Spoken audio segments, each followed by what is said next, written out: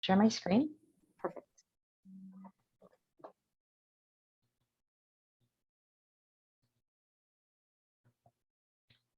Morning, everyone. Welcome. My name is Chris Alum, and I'm here today with Alistair Field from the Ontario Securities Commission to talk to you about protecting your money. So I'm going to share a lot of information with you today. You might want to just grab a pen and paper and just have that handy in case you want to take notes. Shilpa is also recording this session, so likely if you want, you can go back and review it also. So that said, let's get started. So as mentioned, my name is Chris Alum, and I'm from the Ontario Securities Commission. And today we're going to talk to you about protecting your money. So for those of you that are not familiar with the Ontario Securities Commission, we're a government agency. We regulate the capital markets in Ontario. As a regulator, a key part of our mandate is to provide protection to investors. One of the best ways we do that is to ensure that people have access to good information. So I work within the investor office of the OSC, and within investor office, some of the things we do are community outreach, which is where I come in. Normally I would travel to province and share information with you in person. Right now we're doing this virtually. Also work with an education team because we also develop resources because we want to ensure that people have the information that they need. We also do work on research because we need to understand what are some of the challenges that Canadians face with respect to making good financial decisions. And then we have a policy team. As I mentioned, we do a lot of outreach, and we know one of the things that many people are concerned about is fraud. So I'm going to turn the podium over, or the mic over, to Alistair, and he will talk to you a little bit about fraud. Good morning, everybody, and thank you for inviting us to join you this morning to talk about the OSC and some outreach and fraud. So let's get right into it. As Chris said, one of our roles is to protect investors from fraudulent or manipulative behavior. Investment fraud is actually very devastating. Besides the financial losses, it can also, and we've seen this in many, many cases, it can strain relationships, especially when one spouse doesn't tell the other spouse about an opportunity that they've taken up. It also harms people's physical and mental health.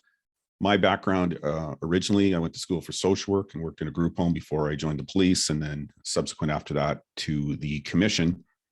And quite often we see people exhibit anxiety, depression, after they've been ripped off by some fraudulent person who's offered them some just bogus investment opportunity. And we see it strain relationships.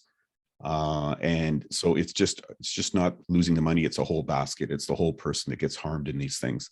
And it doesn't just hurt the investors who are losing the money. It also, part of our mandate is to make sure people have confidence in the systems, in the markets. And so when investors get ripped off, it breaches the trust that people have within the financial system. And part of our job as a commission is to maintain that. And enforcement is one of those tools that's used to maintain that trust in the markets. We have a lot of tools that are disposable within the enforcement branch. We have a whistleblower program, a no contest settlement program. We put out investor warnings all the time. We have a disruption program. When we see something just formulating, we can step in and take certain actions to make sure that it doesn't take off. We also give people the option to self-report.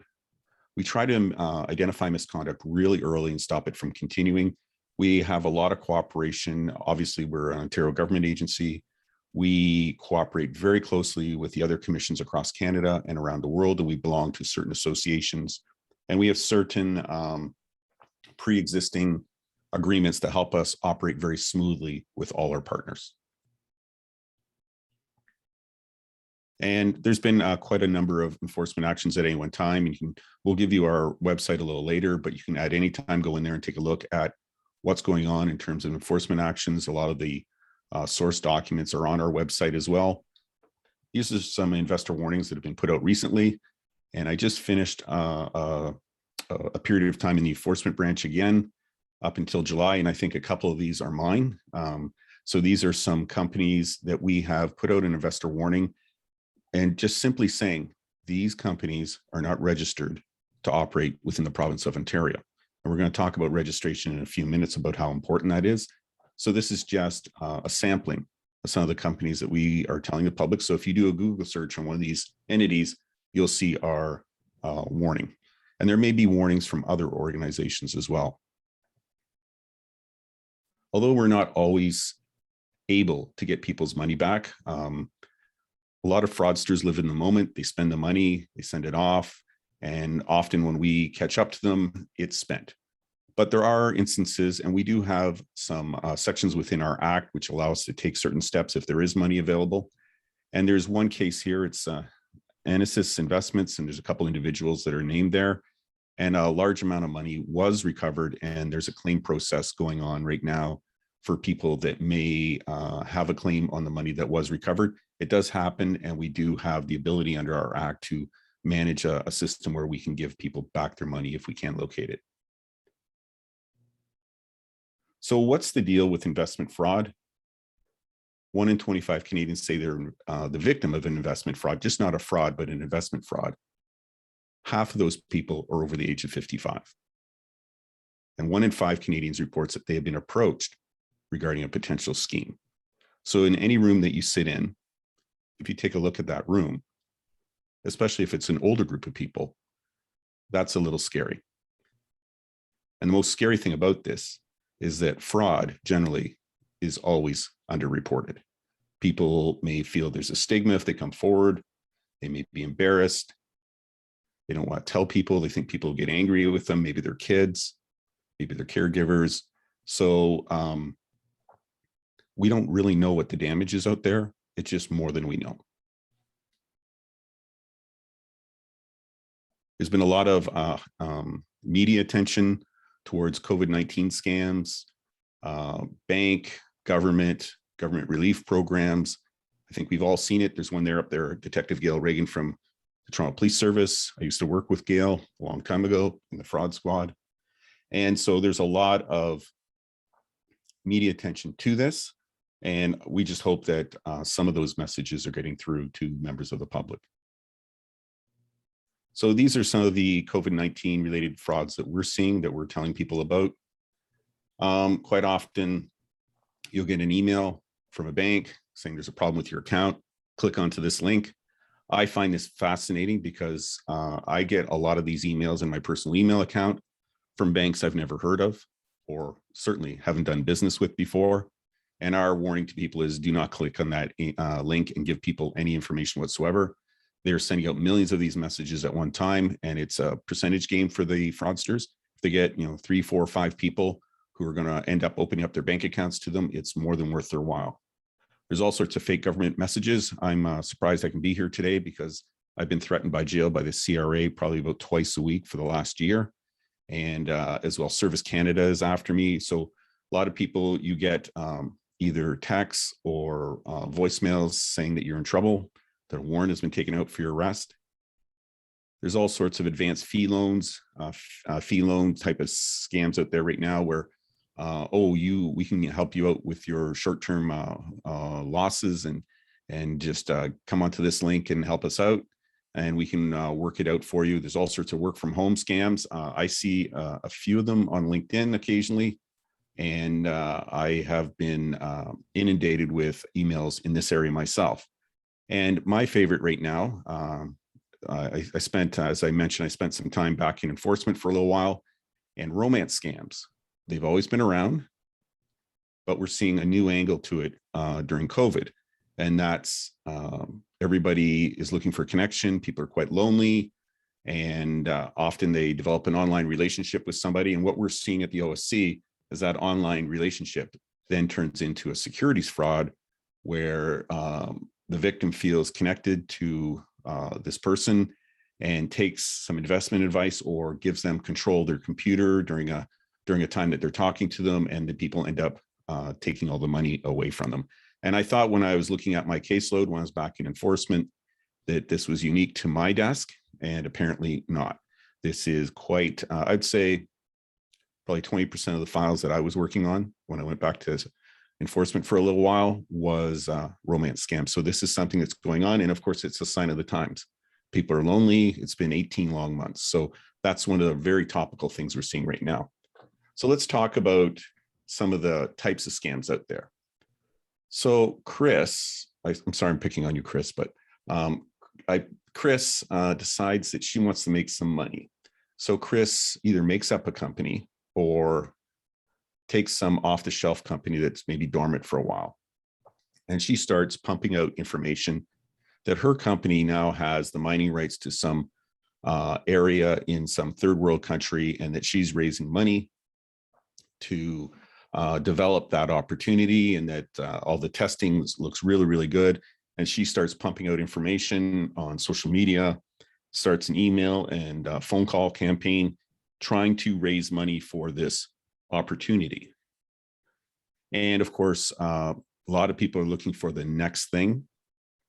They buy in, and as the demand for the stock, this opportunity increases, so does the price. And when all the shares are sold, boom, it's a blowout and off they go. And quite often, the basis of what this opportunity is about is fraudulent outright. So that's called a pump and dump. Sometimes we see it with established companies. People issue false information, but quite often what we see is just an absolute fraud from beginning to end. So that's what we call the pump and dump. You pump up the price and then you dump it.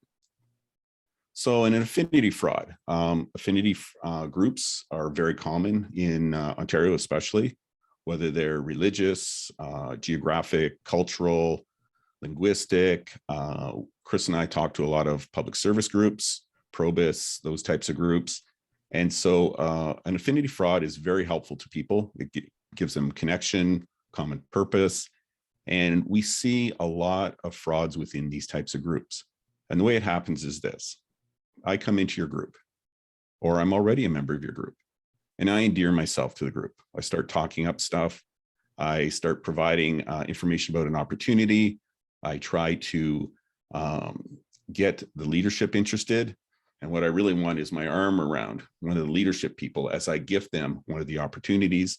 And that's a sign to the group that this is kind of a sanctioned event, that people have confidence in me, and people jump on the bandwagon. And at the end, I'm a fraudster. I take the money and run. And what I've basically done is use the dynamics of the group: friendship, trust, common purpose, all those dynamics which make those groups so effective for their members in the communities that they sometimes serve. I use all that to sell my fraudulent opportunity, and then I leave. And not only do I take the money, but I leave a group of people that are distrustful of one another, or have have bad feelings towards the leadership of the group, and often these groups don't survive. So that's what an affinity fraud is, using the dynamics of the group against themselves to further my fraudulent aims. So I can't see everybody, but I'm sure everybody's heard of a Ponzi scheme. Very common word. It's been around a long time.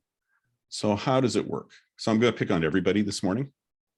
So I say that there's a fraudulent opportunity. The reality is there's probably no real underlying business. There might be a little bit of one, but what I do is this. I go to Federico. I say, $1,000 and you're in. Federico gives me $1,000. I go see Shilpa and I get $1,000 from her. And then VSOD, I get $1,000 from them. But then Federico needs an interest payment. So I take some of that $1,000 to pay him. And then I go on to Kathy and I get $1,000. And I go on to Glenna and I keep going and going. And occasionally I have to pay out money in terms of maybe an interest payment. Maybe somebody needs to leave. And I keep collecting all this money. And along the way, I do have to pay out some of it to keep it going. But I keep building and building. And I have no underlying business. I say I do. But big surprise, I'm lying. And when I first went to the OSC from the police, all I did was Ponzi investigations. And I found at around the $25 to $30 million mark, they collapsed. And they collapsed because, number one, I'm greedy. I don't want to share the profits with anybody else. So I'm doing all the work myself. And it's very complicated. There's a lot of people involved. And if I'm not really organized, I'm just going day to day trying to manage this massive investment scheme. And the bigger it gets, the more money I have to keep bringing in to feed it. And of course, my appetites as well. So at some point it collapses and I leave with the money. And that's a Ponzi scheme. Now, the double dip repeat scam, you might know it as an advanced fee scheme. We call it this. And when I first came to the OSC, part of my kind of orientation, they talked about this a little bit. I went, there's no way. Well, first case, actually first two cases, we had a double dip. And this is what it is. I've ripped you off. And I've taken the money, and whether it's a Ponzi scheme or whatever, I'm done. But I have a list. I have something very, very valuable, and that's the list of the investors and their contact information. Now, Chris, I don't know where Chris is on your screen. So Chris is also a fraudster. We're in competition, always, but we're very, very practical people. So Chris may have a list, and I have a list. Maybe we exchange lists, or maybe I've made enough money, I'm going to go to some island down in the Caribbean for a couple of years. So I sell her my list. So Chris now has a list of all your names and your contact information. And Chris starts reaching out to you. Listen, I hear that Alistair guy has ripped you off. Listen, we're going to get some of the investors together. We're going to get $500 off each of us. We're going to hire a lawyer, and we're going to try to get at least some of the money back. And so for some of the victims who perhaps didn't tell their partner that they had invested in this scheme and had lost all the money, if they get back 50 cents on the dollar, does that mean they're only going to be half in trouble? We all know kind of how the human mind works and tries to get out of trouble. So a lot of people see this as an opportunity to limit the damages to their finances, to their relationships, and so they jump on. And of course, Chris really had no intention of helping you. She takes that money and takes off. So I've ripped you off, and now Chris has ripped you off. That's the double dip. And I actually had one of these. I was on my way home from work one day, and I was on a bus, and the contact center reached out to me. So I was on the phone to one of them. They said, listen, our phones are lighting up. This case that you're working on, all the victims are calling to say that there's an opportunity to get the money back. And so I took the information and I made a call. It ended up being a legitimate organization that the bad guys had hired unwittingly to do the double dip for them. And so I ended up on the phone with a lawyer from that company. And I was actually asked to leave the bus because I was getting a little loud. And so I walked the rest of the way home. And the next morning, our lawyers got on, and we said that, listen, if you guys continue this, we know you're probably a legitimate company, but the people that have hired you to do this double dip are not. And if you continue with this, we're going to cease trade you. And it all worked out. But these are things that actually happen. They can be very complicated or very simple, but it does happen. So there is a bunch of other investment scams out there. There's so many, but some of the ones that we see quite often, Forex, so foreign currency exchange, has always been popular. Investing offshore, exempt securities. We're seeing a lot of frauds where people are pretending to be other financial brands. And a lot of it's done by email. It's very, very important that you are sure of who you're dealing with. Fake accreditation, imposter. I'm Alistair Field from a very well-known firm where I'm not. And cryptocurrency is very hot right now and is in the news all the time. And there are people out there ripping off investors using that cryptocurrency. So let's talk about some of the warning signs of fraud. Do I have a deal for you?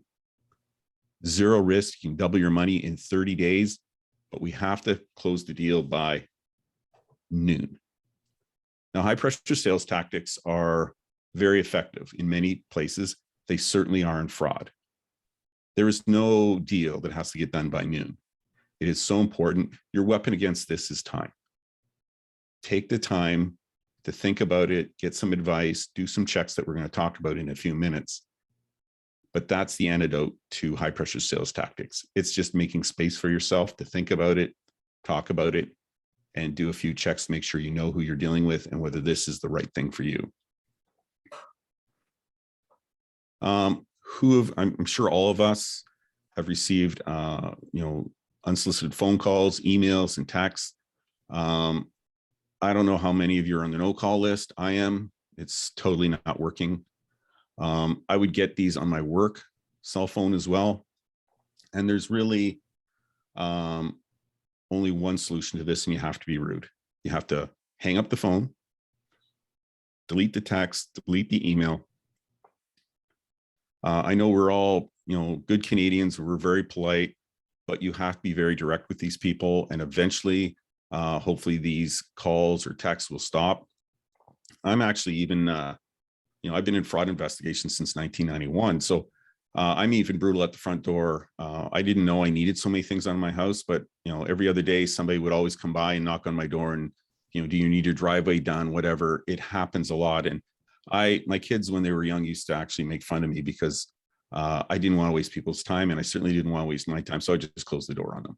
And I'm not generally a very rude person, but on one day in particular, I opened up the door and then said, no, thank you, and closed the door. And it wasn't until the door closed that my mind caught up to what I'd done. And I realized it was the 10 or 11-year-old girl from around the corner in her blue outfit selling Girl Guide cookies. So it was like $20 to get out of that situation, but it was okay. It was those mint ones, the chocolate mint ones, which are my favorite. So, after I paid up and, waved to her mom and said, everything's okay. So these things do happen and you just have to deal with it. We hear stories about people that are retired saying, listen, I got nothing better to do. So I just let them talk and just waste their time. I got to tell you, I've heard wiretaps of bad guys talking to victims. We just leak information. All of us do. We love to talk. We love to relate to other people. And you might not realize it, but you're giving away a lot of information. So the best thing to do is just get out of those conversations immediately. A lot of these fraudulent opportunities start with free incentives, free dinner, free boat ride. You don't get anything for free, so you need to be very, very wary. Promises of a high return or guaranteed returns with little or no risk. We're in a low interest rate environment, so that means if you're getting a high return right now, it's associated with a high risk. Anybody telling you otherwise is not telling you the truth. If Chris and I are talking about a deal and I end up signing in on some opportunity that she's given me, and then the next thing out of her mouth was, do you have any friends or family that would be interested in this? Then I have to start thinking, is this about me getting the right product for my situation? Or is this some person doing some multi-level marketing thing and trying to bring more people into this? You need to ask some questions. Unregistered businesses or individuals, somewhere along the way in the investment industry, somebody is registered to do this activity. And I'm going to show you, we're going to show you in a little bit how you can check to make sure. Registration is important. It shows that people have the education, experience, and training and oversight to do what they're doing. If somebody isn't registered, you're taking a huge risk. Now, I would never think I'd have to sit in front of a group of people and tell them that you can't lie. I had a Forex investigation. It was leveraged. So people had to borrow money to do this investment. And the investment contract and the loan application were one flowing document. And I started getting really concerned when I was doing this investigations because I was seeing things in the asset section of the application. So I had this one lady come in and she was such a nice lady. This is like the type of lady you want to live beside you. And so we go through the form. She's a victim. She's been ripped off. And we get to the asset section where she's applying for the loan to make this investment. And it said that she lived at an address in Toronto and that she owned a home. Very nice street. And where it said, what is the value of the home? She put $300,000. So I'm going, like, what half of the garage on that, on that piece of property on that street does she own? Because it's a very expensive street. And so I posed the question to her. It says here your house is worth $300,000. She goes, yeah, it's about that. They told me to lie. They told me to say I owned the house rather than rented it so that I could qualify for more of a loan. Section 362 of the Criminal Code, obtain credit by false pretenses. This group of fraudsters was counseling people to commit a criminal offense for this to happen. This is not the crew you want to deal with. And so when you're filling out documents, if people are suggesting you that you make certain representations and though they aren't true, this isn't the group of people you want to hang out with. And she wasn't the only one, and they were all good people. And I don't know about you, but I behave with the CRA because I should, and because they're always going to win. If somebody provides you an opportunity, and Canadians love deferring taxes, tax avoidance, and there's all sorts of legal products to help minimize your tax exposure. We all know what they are, RRSPs, those types of things. But the bad guys have figured out that this theme is very popular with Canadians. And so quite often, to kind of make it look more attractive, they suggest that there's a tax avoidance aspect to this. That is a serious red flag, because we all know this has to be done properly, because CRA is always going to get its money. It's just what the penalty is going to be and what it's going to cost you. So when that comes, these are all flags just to look for. And if you get one or two, that's concerning. If you get more than that, this is really, really serious business. And acting on inside information, insider trading. So if Chris comes up to me and goes, "Psst, Alistair, buy ABC Limited. They're going to go public next week, and you're going to make $1 zillion." So the first question in my mind is, why is Chris telling me? And is this, like, insider trading is illegal? And is she just trying to get my money, or is she trying to get me in trouble? I don't know. But acting on inside information can result in very serious legal consequences. And right now, the last couple of cases I read, they're a couple years old, but the penalty for insider trading is 2 times what you earned. So if you made $100,000 off it, the penalty is going to be $200,000.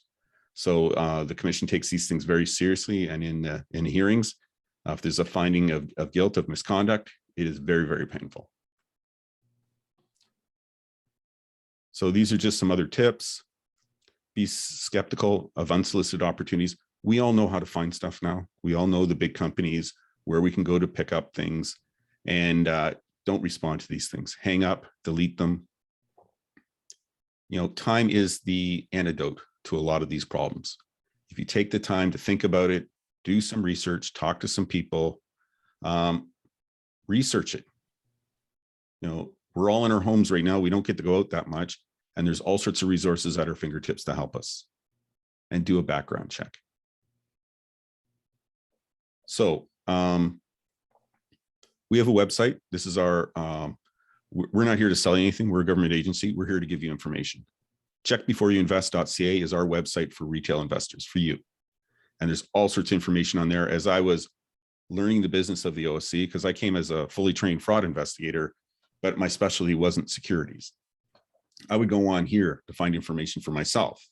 When people are in meetings using acronyms and things like that, this is where I would go to get the information to understand the context. So you can go on there, or you can call us, and the number is 1-877-785-1555. That's our contact center. And if you're thinking about an opportunity with an individual or a company, the people on the other end of the phone will look that up on the database to tell you if they're registered or not. Or you can go to checkbeforeyouinvest.ca and check for yourself. Now, we're linked to the National Registration Database. So all the securities commissions across the country jointly host this service, so that you can see if Alistair Field or Chris are registered to sell your product. We're not, because we're not here to sell you anything. We're here to offer information and resources. You can see if that person's registered, where, with who, and what they're allowed to do. It's so, so important to understand who you're dealing with. So what can you do for us? It's no secret how we solve crimes. It's information. It's what we as investigators find, but it's also what people give us. And if you've been a victim, even if it's a long time ago and maybe there's nothing we can do about it, it's so important that we know about what happened and who was involved.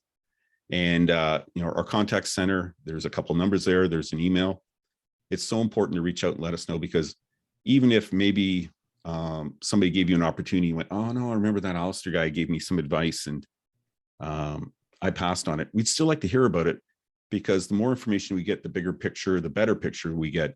And by reaching out to us, maybe you stop another family member, a neighbor, a friend, or maybe just some random stranger from getting themselves in a world of hurt. So please reach out to us. Now, you can reach out to the police or the Canadian Anti-Fraud Center. We have a relationship with all these groups. We have regular liaison with the police. Chris and I have talked to the Canadian Anti-Fraud Center. We have a relationship with them. So please, if you know something that's going on or you've been a victim, please reach out and help us, and we'll help you as well.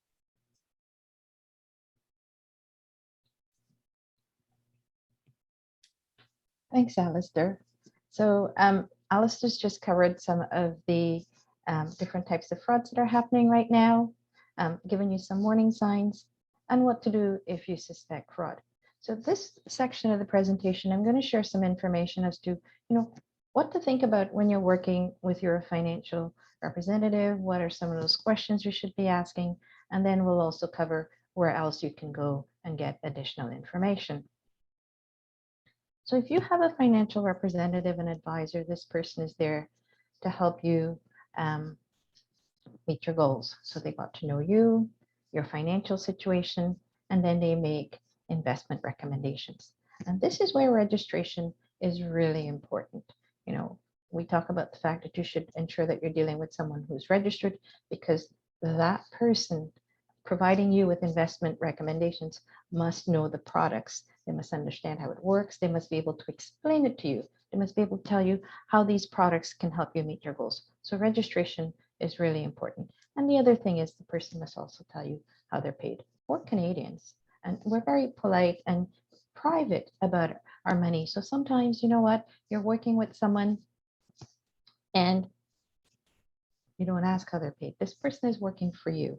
So ask questions so that you're working with this advisor and they're making investment recommendations. Before you accept those recommendations, you should be asking questions like, well, how will this product help me meet my goals? How risky is it? What if I need my money back? Because there are various types of investments out there. And dependent on the investment, they may be structured in different ways. Some investments you can buy today and sell it tomorrow. Other investments, perhaps you may need to hold it for a period of time before you can sell it without any penalties. Or maybe you buy an investment and when you sell it, there are tax consequences. So you need to understand these things before you purchase these investments. So ask questions. Also understand your risk tolerance. One of the things is when you're investing, the riskier the investment, there's a possibility that you can make higher returns. But remember, it's a riskier investment for the possibility of higher returns. So the possibility you could also lose everything. So understand your risk tolerance. What's your financial ability to take on higher risk? I would love to make higher returns, but financially, can I take on that higher risk? Also, internally, how do you process risk? Are you the type that would be able to sleep at night if you were to invest in something highly volatile? And what I mean by that is, let's say you purchase a stock and the stock price goes up and down like a yo-yo, a roller coaster, right? Today it's $10, tomorrow it's $5, the next day it's $20. And the stock is, highly volatile in price. So it's giving you sleepless nights. I say, you're investing for your financial well-being. And you know what, if you can't process this type of risk internally because it's like stressing you out, then you need to have that conversation also with your financial representative. You need to understand how risky those investments are, and you need to understand your risk tolerance. The other thing is, when you invest, you get confirmation slips, statements, you get annual reports, all related to your portfolio. When you get these types of statements, these documents, and I'll throw in there, even think about your credit card bills and bank statements and all that. When you get these types of statements, review them right away. And I always say review them right away. When you review them right away, if there's an issue, you can get in touch with the organization, the person that you're dealing with, to get that problem resolved. If you don't review these slips right away, you take it, you put it aside, a few weeks later, you pull it out, you say, oh, let me review them. You might have forgotten some of the things that you've agreed to do with respect to your investments. Maybe you made purchases on your credit card. You might have forgotten what you purchased. It just takes that much longer to correct any issues if you put it aside. So it's really important to review these things right away so that then if you notice a problem, you can get it resolved. And the other thing is to really maintain regular communication with your advisor. I mentioned that we do research, and during this COVID-19 period, we know that many Canadians were most stressed about their finances, their health, and all that good stuff. Well, one of our research findings was that um, investors were more stressed, but 25% of them did not reach out to their advisor. If you're working with someone and that person is working on your behalf and you're concerned about your finances, by all means reach out to them. The other thing is, we're also very busy people. So things happen in our lives. You want to ensure that your portfolio is up to date. So let's say you have a new grandchild. If you wanted to leave a legacy for that grandchild, maybe to help save for their education, you need to communicate that with your advisor. Or maybe you're thinking, 2 years, I really want to leave the city. I want to go out and live in the country somewhere. You need to let your advisor know so that they can ensure that your portfolio is up to date. The other thing is there are new rule changes that are coming about. So effective end of the year, advisors will now be reaching out to their clients to ask them to add a trusted contact person to their file. And why is this rule amendment coming out? Well, we know, what, we're an aging demographic. We're all getting older. It's a big segment of the population. And one of the concerns is that, what, as we get older, we may be faced with financial challenges, mental challenges, physical challenges. So the concern is there might be issues of financial exploitation. There could be issues of diminished capacity. So how can you protect older investors? Well, perhaps if they have a trusted contact person on their file, if the advisor suspect that there's an issue, this is a resource that they can reach out to for additional information. So they're going to ask you to just think about adding a TCP, a trusted contact person, and that's effective end of this year. Now you're working with this person. How do you know this person's doing a good job for you? And as somebody once said to me, oh, I know they're doing a good job because as long as my portfolio is going up, they're doing a good job. That's part of it. But you want to ensure that, your portfolio is doing well. But you know what, sometimes it's not doing well. So what you want to do is compare how your portfolio has performed to appropriate benchmarks. And what do I mean by that? If you invest in stocks, how has your portfolio performed compared, let's say, to a stock index? Are they following the same trajectory? Okay. Also, you get annual reports on how your investments have performed, and you also get an annual report on services and charges related to fees. Review these statements, have a discussion with your advisor. Is my portfolio on track? Are you satisfied with the fees you're paying? Is this person you're working with, are they available? Are they providing you advice? Are you satisfied with this relationship? Okay, these are some of the things to think about is whether or not this relationship is working for you. Or maybe, you know what, you never hear from this person. Every time they make an investment recommendation and you ask, how is this going to help me meet my goals? Doesn't seem to match. Or you're seeing your statements and you're seeing all kinds of frequent trades on there that you don't remember agreeing to. These may all be signs that there's a problem. So what do you do if you suspect that there's a problem? It may be then that you need to have a conversation with that person and their manager. And that's all it takes, that conversation and then problem resolved. What happens if you have that conversation and problem is not resolved? Then you need to put that complaint, that problem in writing and send it off to the firm. Firms will then have to investigate and get back to you. They investigate, they get back to you, problem resolved. Great.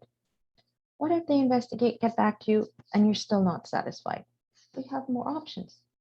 You can contact the Ombudsman for Banking Services and Investments. It's a third-party organization that will provide a free and independent review of your case. Or maybe you think to yourself, you know what, I think I need legal advice. You can also contact the Investor Protection Clinic. There are two investor protection clinics in Ontario. There's one that's run out of Osgoode Hall Law School, and the other one is run out of U of T. And they provide free legal advice to investors who feel that they have been harmed. All else failed, you're not sure who to contact, you can contact the OSC. We have a toll-free number, 1-877-785-1555. That team will be more than happy to help you navigate this process. Nowhere else can you go get additional information. We've given you just a bit of information about fraud and how you can protect yourself. We've given you some information on what to think about when you're working with that financial representative and what questions to ask. But what if you have more questions? You can visit our website, getsmarteraboutmoney.ca. It's a financial education site, and we have tons of information. Two tools that I want to highlight is the emergency fund calculator. You know, we did some research studies during the pandemic, and we found that about a third of Canadians were not able to handle an unexpected expense of over $5,000. So that tells us many people didn't have an emergency fund. How would you know? How would you know how much to save for an emergency fund? So we have a calculator that can help you. We also noticed on our website that we got a lot of traffic to the wills and estate planning section of the site. And that's great. You're putting your financial affairs in order. We have a form, a document that can also help you. And that's a personal information inventory form. And this is a form that you would download, and then you would list all those important documents that you have, your wills, your house deed, your passport, all those credit card information, and where they're located. Also on there, you would include things like, who are all those professionals you deal with? Who are those medical professionals? Who are those financial professionals? Who are the legal professionals? And this piece I really like is there's a section for all your social media accounts. You know, we're doing everything online. I have two cell phones. I have my personal phone and I have my work phone. Both phones are password protected. If somebody needed to access my contact list on one of my phones, they would not be able to access it. So again, on your form, you would write down, you know, all your accounts and all these passwords. And then you take that document and put it in a safe spot and share that location with someone you trust. You know what? All this information documented, and I've put it in this location. So in the event that you need to access information and I'm not available to give it to you, that's where you would go. So a couple documents, a couple tools that we have on our website that can help you. Alistair briefly touched about some of those cryptocurrency frauds that are happening, you know, and everyone right now is very interested in this. This is a growing field where people are interested, and there are new cryptocurrencies or digital currencies coming out every single day. There are new products. There are new trading platforms where people can buy and sell. So what I'm going to say is, if this is an area that you're interested in, just understand what it is you're getting into. If you're interested in these cryptocurrencies, these are digital currencies. They're not something you can touch and feel because they're digital. Understand that they're not legal tender. They're not backed by a Canadian bank, okay? And many of these are highly volatile in price. And as I say, you know, this whole field is open. So even regulating this, you know, regulators have to catch up on all these new products that are coming out, the new trading platforms. So just really, really understand what it is you're getting into before you invest in these type of products. Other types of information you can find on our website. We have, you know, for the most basics of how to save to maybe calculating, you know, how much you need in retirement. So lots of different types of advice and information on our website. One page I'd like to point out is the investing questions page. Sometimes people will write us, send in an email, and ask us a question. And of course, we'll respond. But if someone is asking that question, then likely someone else is thinking that same question and would be interested in the answer. So what we've done is we take those questions and those answers and we post it on the investing questions page on our website, getsmarteraboutmoney.ca. This is just another page that you can go get information. And then lastly, we have an e-newsletter. And if you sign up for this through our website, Get Smarter About Money, you'll get updates on, new resources, the latest investor warnings, other topics that are timely, or you can follow us on Twitter or Facebook. And we also have a YouTube channel. And that said, if you're not sure where to go, you can visit our website, getsmarteraboutmoney.ca, or you can contact us at 1-877-785-1555. And now I'll stop sharing my screen, and I think we can open it up for questions if there are any. That was fantastic. Thank you so much, both of you, for providing that information. Lots of useful information, regardless of age, really. I was quite interested to hear that you said it's only 50% over the age of 55, because we keep getting this message that it's older adults, but it sounds like it's everyone, right? And it's hard to keep track of all of the different scams that are out there. So that was really useful information. And I'm definitely going to check out some of these resources, because I keep thinking about investments and all these things. And there is a bit of a fear in getting started. So I think that was great.